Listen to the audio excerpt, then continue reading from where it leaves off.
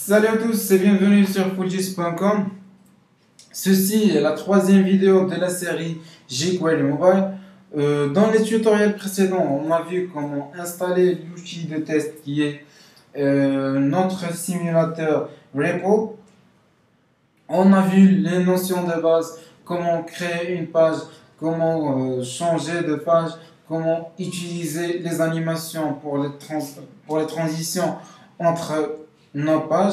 On a vu également comment créer des dialogues. Maintenant, on va découvrir certains composants graphiques qui sont très intéressants d'ailleurs avec jQuery Mobile.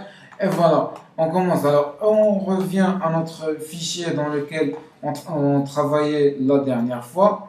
Voilà, dans lequel il y avait une page. Vous vous rappelez, la page était basée sur une balise div. Et voilà, on avait deux pages. Alors, je vais supprimer la première page on va avoir besoin d'une seule page. Et voilà, alors dans la partie du contenu, la première chose qu'on va voir, c'est le composant bouton. Alors, la dernière fois, on travaillait avec la balise A qui nous permet de créer un lien, mais ce lien-là avait la forme standard du lien en HTML. Alors, on va dans la balise A, on va ajouter un attribut data-role, data-role égale à bouton avec deux T. Voilà, on enregistre et on va voir ce que ça a donné. Je vais rafraîchir.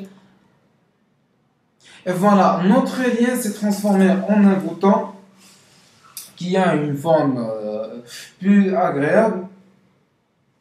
Et voilà, alors comment peut-on par exemple ajouter une image ou une icône à ce bouton-là? Alors, on va revenir et on va ajouter un autre attribut. On va mettre data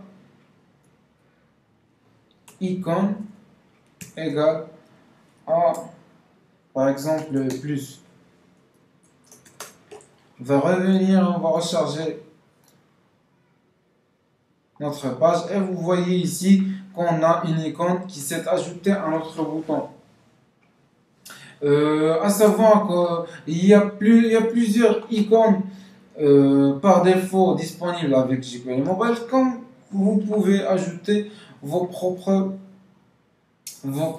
images au bouton. Alors, il y a une chose qui est très intéressante ici, c'est que quand on a créé le bouton a occupé tout l'espace horizontalement dans notre page. Alors, comment faire pour par exemple, aligner ou diminuer la taille du bouton pour qu'il soit adapté à son contenu?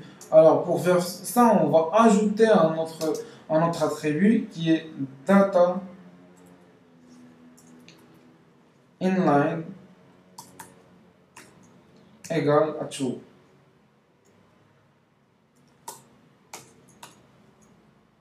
Voilà, on enregistre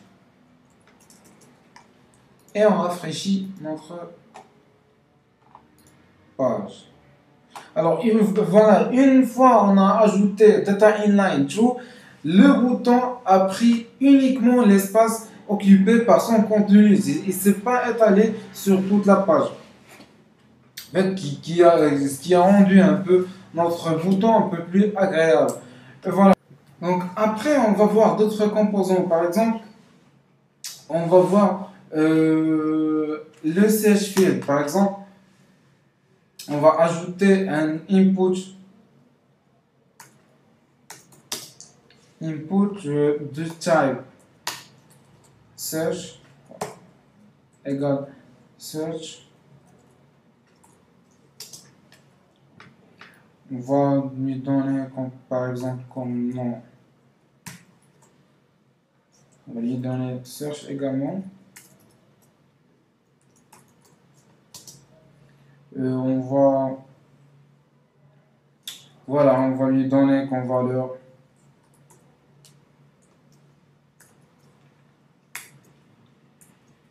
par exemple, aussi Serge.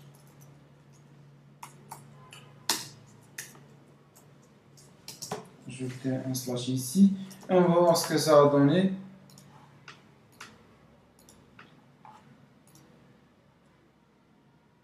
Actualiser. Et voilà. On a un composant comme zone de recherche qui est un peu adapté à l'affichage avec le mobile. On va voir d'autres composants. On va voir par exemple un composant que personnellement j'apprécie beaucoup qui est le slider. En fait, il est basé aussi sur un input. On met type. Cette fois, ce sera range.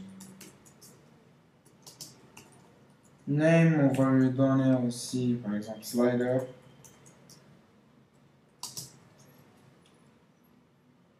Et voilà, alors maintenant on va ajouter le minimum, la valeur minimale et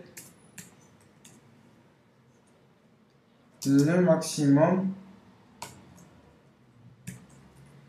Pour le minimum,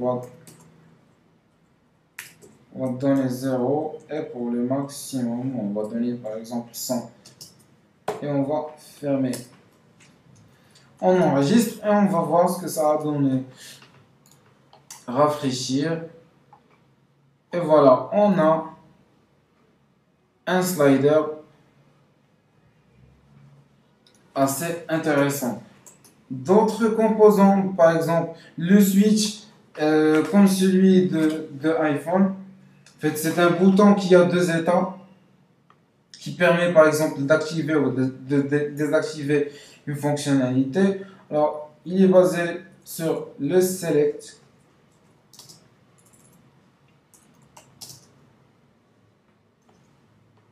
On va lui donner par exemple comme nom switch.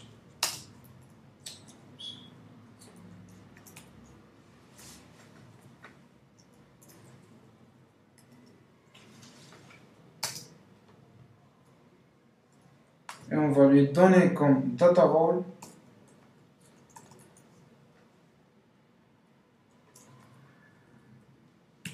égal à slider.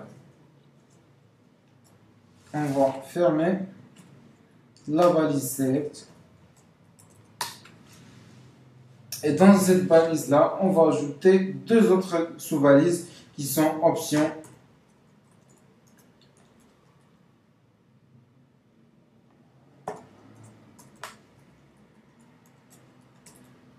On va entrer les valeurs. Dans la première, on va mettre off.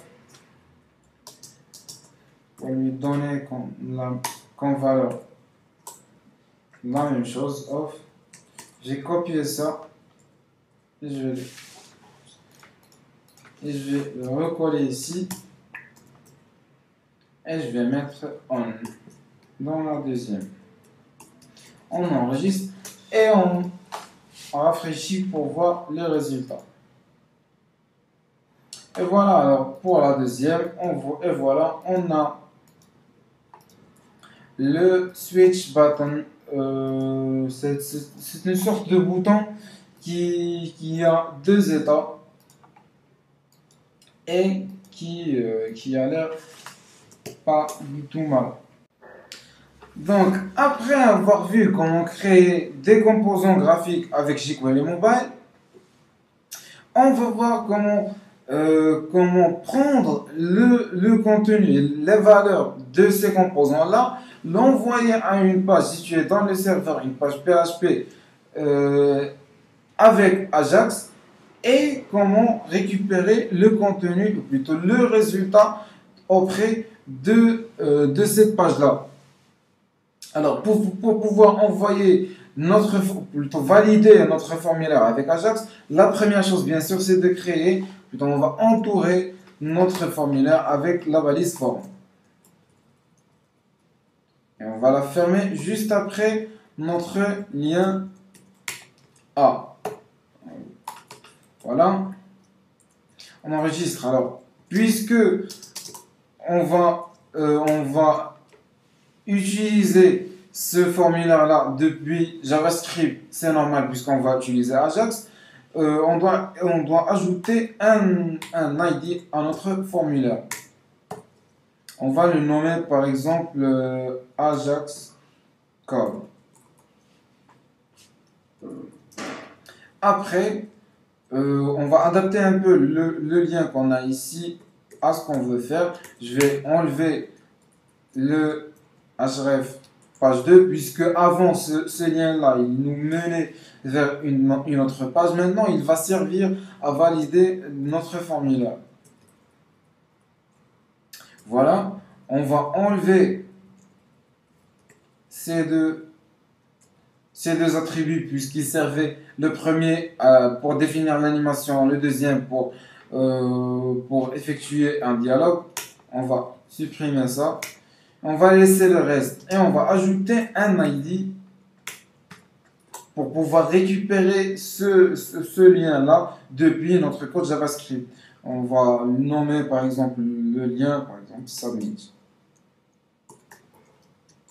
Et juste après notre formulaire, on va ajouter un div qu'on va laisser vide et on va lui ajouter un ID, par exemple, on va le nommer result. Alors, ce div là, il va permettre, il va contenir le résultat récupéré depuis la page PHP. On va l'afficher ici. Il va juste servir à afficher ce qu'on a récupéré. Alors après, on va passer au code JavaScript.